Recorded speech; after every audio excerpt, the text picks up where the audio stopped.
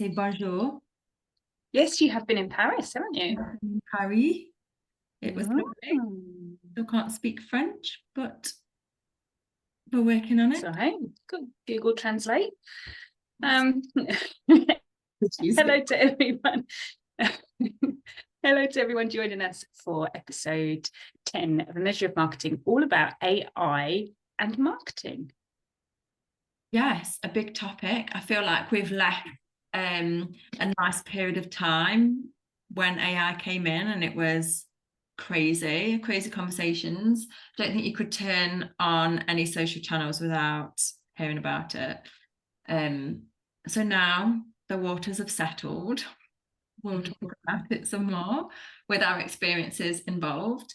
Yeah, it's a big topic, isn't it? It's huge. And we was just like pre-record chatting about all of the different platforms that actually do bring in AI, and we forget about that. When we talk about AI, I think ChatGPT and that's it. But there's just so much more to it, isn't there, than just that. So we thought it would be good to talk about it from an aspect of marketing and our opinions of it, give some hints and tips if small business owners are going to be using ChatGPT or any other platforms that include AI. Yep. Yeah.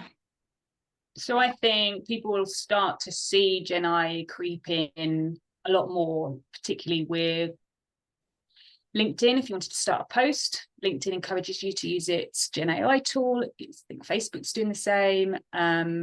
You'll get Grammarly sort of offering help as well. So it's starting to really come into kind of like day-to-day use. And I think it's how much you want to use it for day-to-day stuff versus how much you really want to adopt it for marketing, because there are platforms and tools and ways of using it that make your life easier, make you more productive, but they come with, I suppose, they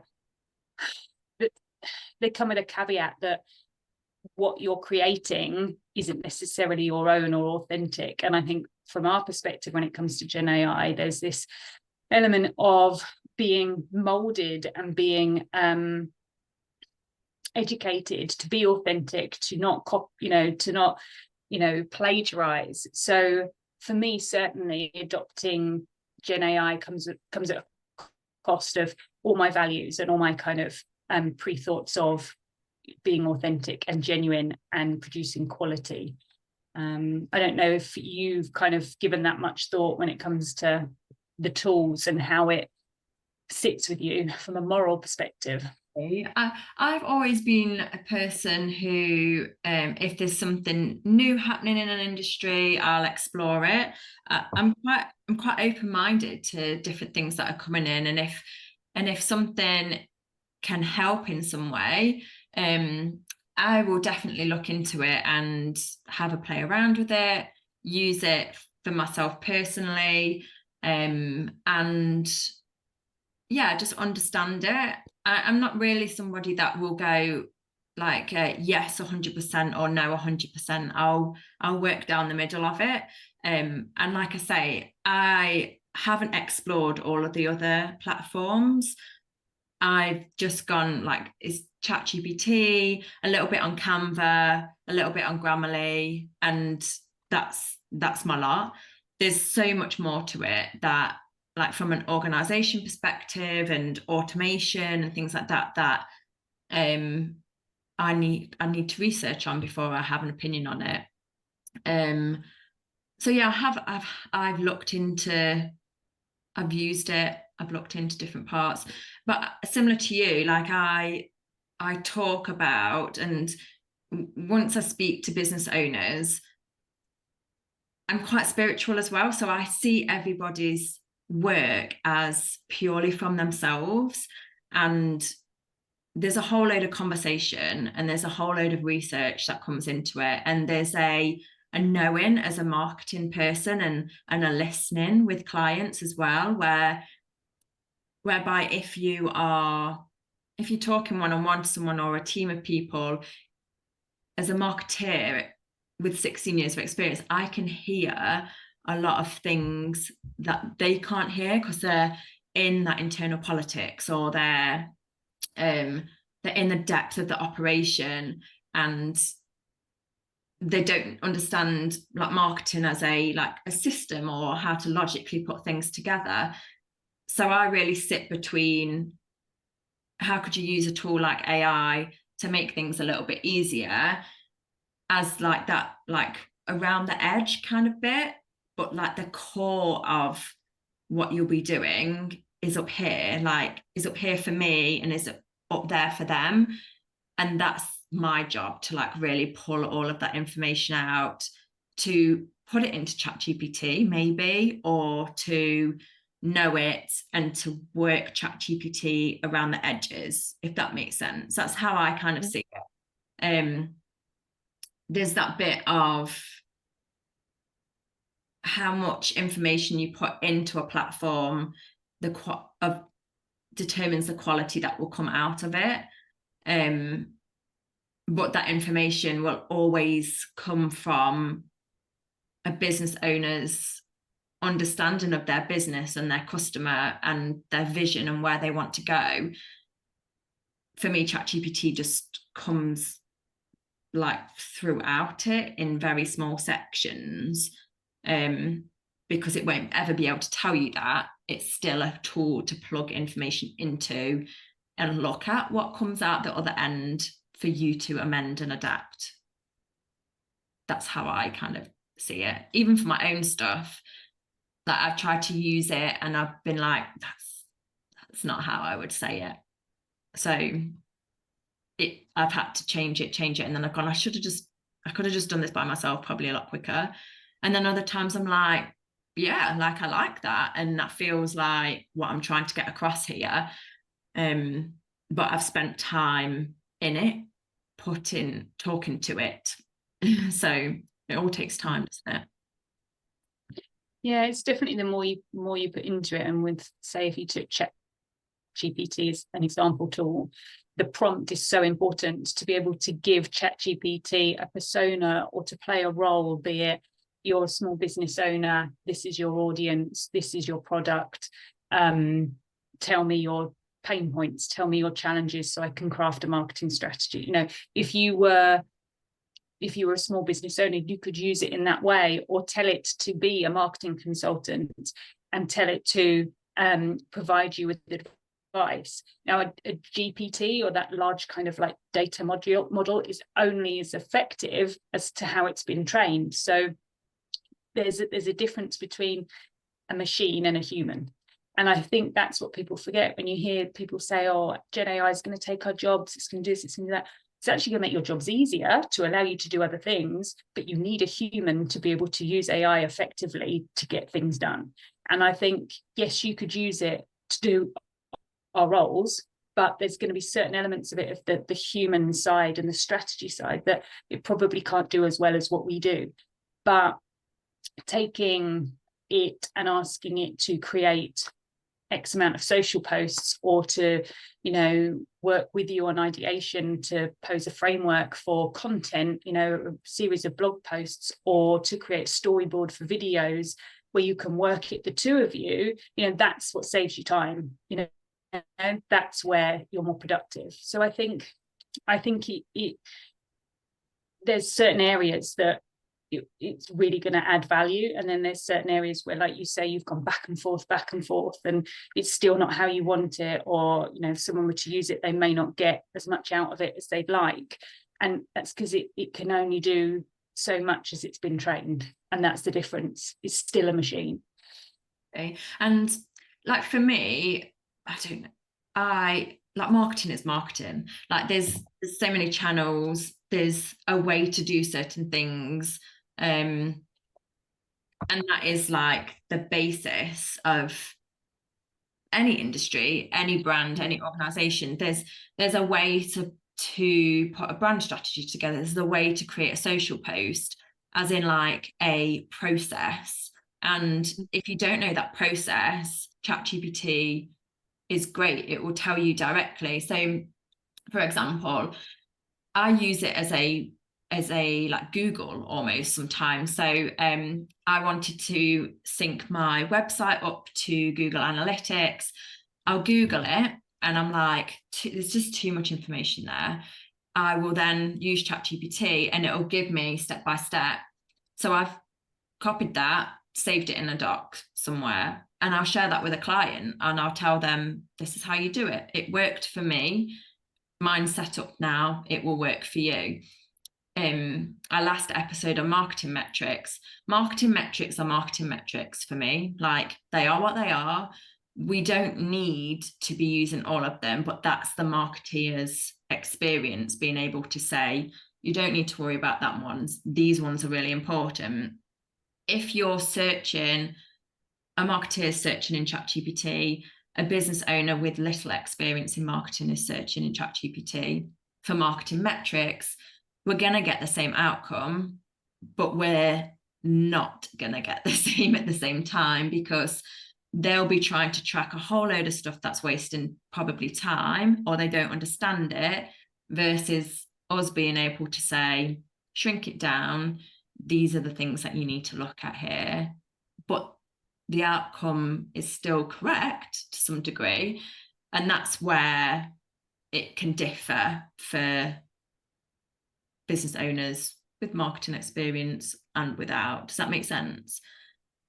Like the output. Totally. And I think if you, yeah, I think what it comes down to as well is that level of experience that a marketer has to be able to build that prompt. And if you are a small business owner who wants to use ChatGPT or another tool to do data analysis like you recommended, then you need to form the right prompt to get the best out of it. And I think that's what it comes down to, is you may or may not get the same results, but it's all based on what you tell it to give you.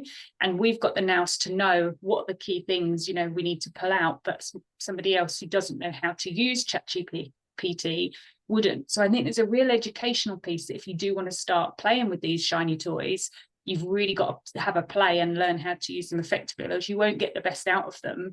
And sometimes it's probably quicker to hire someone like us, or to, for your marketing team to be upskilled more effectively to know what they're wanting to prompt for. Yeah. There's a thing for me as well, that like probably steering away a little bit from the AI is, there's still so many things in marketing. So you could use ChatGPT as a business owner and ask for it to put together social posts, blog posts, how to use Google Analytics, all of the stuff, give you templates for this, that, and the other.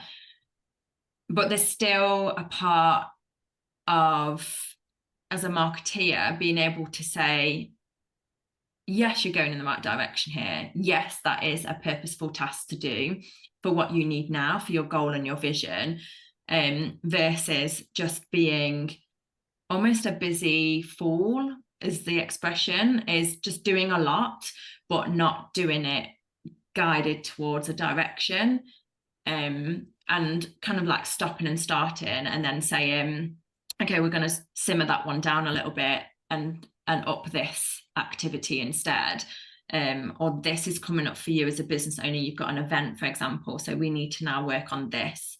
And there's still a lot for me around like system,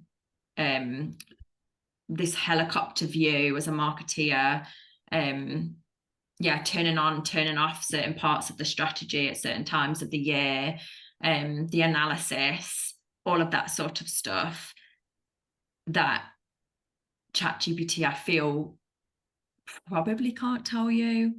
And that comes from just having so much experience working across different brands, and different industries and organizations. Yes, I understand that. I do.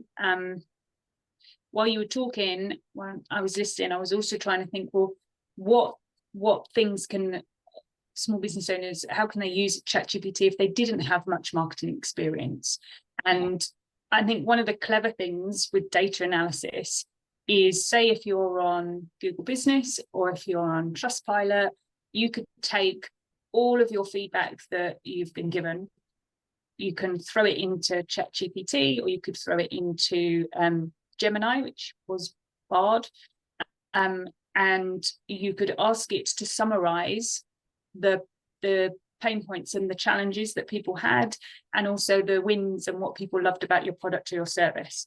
And straight away then you've kind of got this overview of your highs and your lows, what you need to work on, but equally those challenges and pain points that it's given you, as we've said before in previous episodes, that gives you ideas for content, gives you that insight for the ideas. And I think you can be creative with it to be more productive and to use it in a real strategic way, actually, that, you know, makes a difference. And I don't think you necessarily need marketing knowledge to be able to do that, or to say, give me X amount of social posts for the month of June focused on, I don't know, plumbing in Essex, to help, you know, anything like that. If you know exactly what you want it to talk about, yeah, you can use it.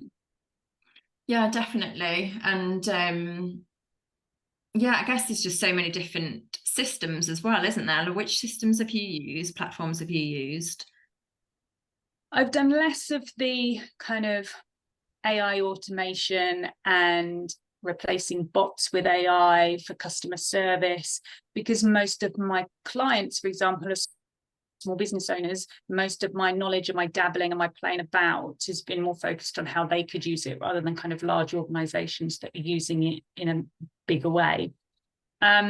So ChatGPT I've used, Gemini, which was Bard.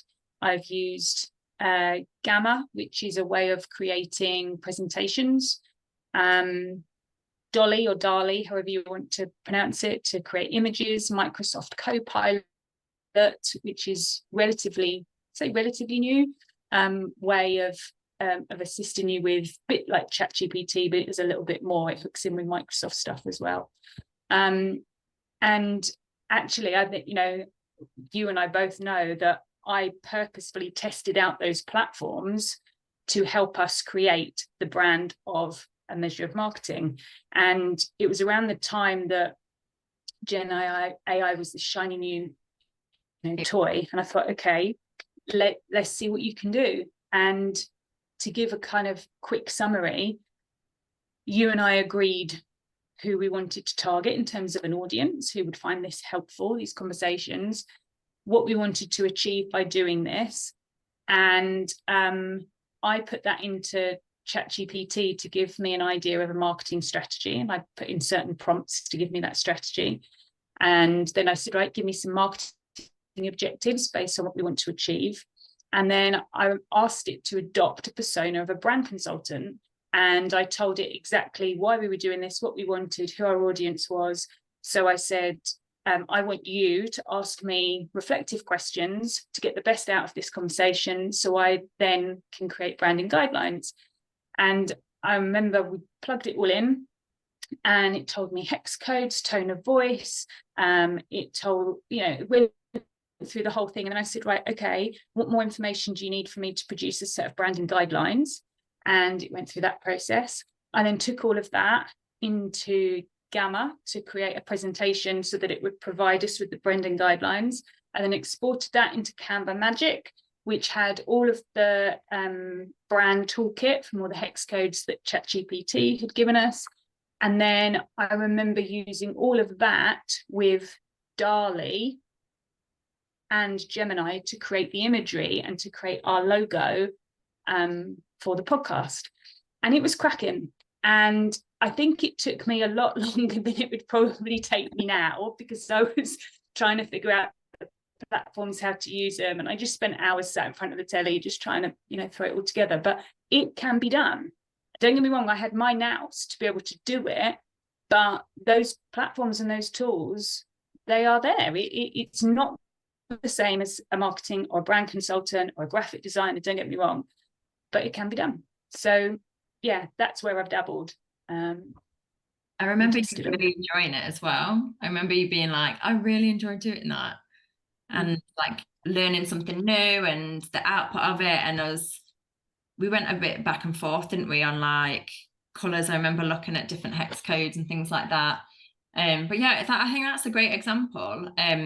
But the questions that you've just mentioned that you were adding in, are detailed, like they are very Yeah. detailed, and I think that's the whole point of it, isn't it? Is um it is talking to it as a friend or as someone that you're trying to help, a client themselves. Like it is that, it is so detailed, to be able to get that detailed output from it as well.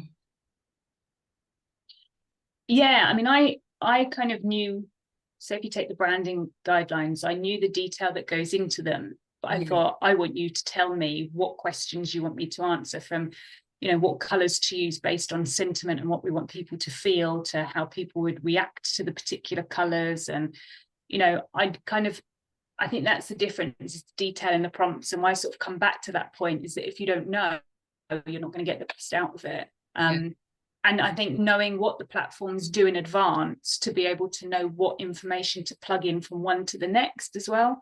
And, you know, it'd be amazing if there was one that did absolutely everything, and it's slowly starting to come together with Microsoft Pilot and whatever else. But yeah, it was fun, it was creative, and I think that's the difference, is I don't necessarily get to do as much creativity in strategic side of what I do, and some of the practical stuff. So to be able to sit there and play with it and it be okay, yeah, it was fun.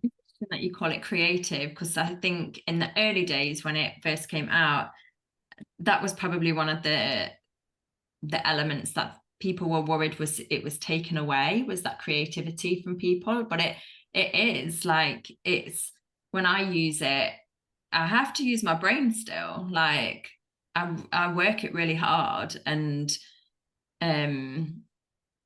I think that creativity comes through because you have to think of things in a different light, or a different angle, or yeah. And I think that's the bit that is really important. If a business owner was using it, like take a step back and like slow down with it as well, rather than just asking it to do a LinkedIn post. Like really think about who your audience is, how you want to help your audience, what your vision is, what your goals are, Yeah. the objective of that one small task that you're doing right now. And then really spend the time looking at what the output is of whatever platform. Like, is it consistent? Does it feel like you? Does it represent the years of work that you've put into the business so far? Is it still in line with where you want your business to go? Yeah, I think you have to just pause around it a little bit as well. I do too. And I think it's how much you want to get out of it versus how much time you want to save versus how much you want to put into it. And we agreed that we would use Gen AI tools because this, for measure of marketing, because however important it was to us at the time, it was like, this is in addition to our client work, our own branded marketing, you know, this is something we were doing, extracurricular passion project kind of thing, that's kind of expanded since then. But it was right, how can we, you know, let's dabble and see if we can do it differently than saying to one of our brand consultant friends, can you help us out, you know, could you, you know, work with us, consultation. So I think if you're a small business just starting out, actually, you know, hands down, go and speak to a human who can actually help you, and their creativity will be second to none in comparison to a marketing consultant dabbling with Dolly to get you a logo. Yeah. So I think it's how much you want out of it as well, how much you want to invest in it, not just from a money and time perspective, but the end result, how much you want to invest in getting that end result, because it will be totally different using ChatGPT and all the other tools versus employing a brand consultant. Hands down, the brand consultant will produce something I think of far higher quality. Yeah. Yeah, and I think about the conversations that I have with some of my clients, is that those like the aha moments, and then I think I've been thinking about like me using it for my business, and I've just assumed that I can do it all by myself, and I'll come to you and be like, what, like am I on the right track? Like, what am I doing here? You do need somebody to talk things through with. Like my circle is marketing people, because just naturally have met new self-employed marketeers, which is great. And you can reach out and ask them. But if I was purely by myself without that marketing network of my own, yeah, it's difficult. Like you do need that like guidance and that little like nudge in certain areas, which is kind of Yeah. what I mentioned earlier in terms of all of the like that helicopter view and someone else being able to hear. It's almost like having a coach, isn't it? Like there's elements of like self-development that you just probably can't do by yourself. You might need somebody else to help you through it. It goes with any industry, and marketing is one of them. Yeah. Which is nice because it's human connection and it's all helping one another. And I think that's how I would like the business world to feel. And then we've just got this technology that helps us along our days when we're a bit tired or busy on a Monday, and we're a little less of time because of delayed flights from Paris. Yeah, agreed. Before we finish, you were speaking about some legislation earlier, which I think is important to add in. Yeah. Okay. So one of my clients, and this is how I know about this piece of legislation, one of my clients is kind of leading the way with Gen AI training, and from a strategic perspective of an organization, adopting it across their teams to more practical kind of training on how to use it and how to integrate it within their work. And one of the things I've learned about as a result of collaborating with them is the EU AI Act, which came into play last month. And it is a piece of legislation that applies to any business who is using AI, if they are working with companies in the EU or who are based in the EU. And come February, there is a regulation that will apply that your teams need to hit a certain level of AI literacy to be able to pass kind of this regulation. And there are levels of risk that this act kind of adheres to, and would provide you with kind of, I don't know if it's going to fine you, but it's certainly saying you have to hit X, Y, and Z to be able to pass this regulation. So something that I've been learning about, and a good reason why my client is leading the way with the digital training, is because there is a need for it, and there's a need for people to get ahead of the game if their company, fits the bill. So yeah, I think if you're dabbling with Gen AI and you're kind of doing your own thing as a solopreneur or a very, very small business, I think you're okay, but it's just worth checking out online, and we can put the link in the comments below for people to read up about it. Yeah. And I think that, like, I just wanted to end on that point, because it is important, isn't it? Like that we are using it, and we have that knowledge of it, and we're having that conversation, and you're using it based on your values too, and what you think is right. But there's another point to it, particularly if you're a large organization, of making sure that everyone's on the same page, and you know what you're doing with it at the same time. I think so, because it certainly limits risks to the business. If everyone's singing off the same hymn sheet when it comes to their knowledge and their education and training with it, it's only going to put the business in a better place when it comes to performance, internal development as well. And there are teams that are crying out to use Gen AI, but they're using it, in their personal lives. So why shouldn't they be using it in their professional lives? So I think, yeah, and this is where I geek out a bit, because I think organizations should be seen to be adopting Gen AI more than probably what they are, and with, to make their teams' lives easier, to give them confidence, to build that training as well, because it isn't going to go away. This is, it's not, Terminator, end of world, end of days, but, these tools are here to make our lives a lot easier. So I think the more we can embrace them and enable them across businesses, the better. It's taken me a long time to get there as well, because you and I have spoken a lot about our morals and our values and what we think of Gen AI, and I was literally touched on it, talking. I was like, look at her. Like, I remember a year ago, you were like, no. And I was like, okay, I'm gonna like explore it a little bit. And it was like that. It was like a yes or a no, wasn't it, for quite a few people? And yeah, here we are. It is still here. But like anything, like moderation and understand it, how it works for you. Yeah, you've just got to do all that bit. And there we go. That was there we are. So episode 11 of A Measure of Marketing is going to be a special. I'm not going to say what it is. I'm just going to leave a little hanger. It's going to be a special one. And then we've got some guests that are joining us for some episodes shortly after that as well, which will be lovely, that we're setting up. I'm excited for that.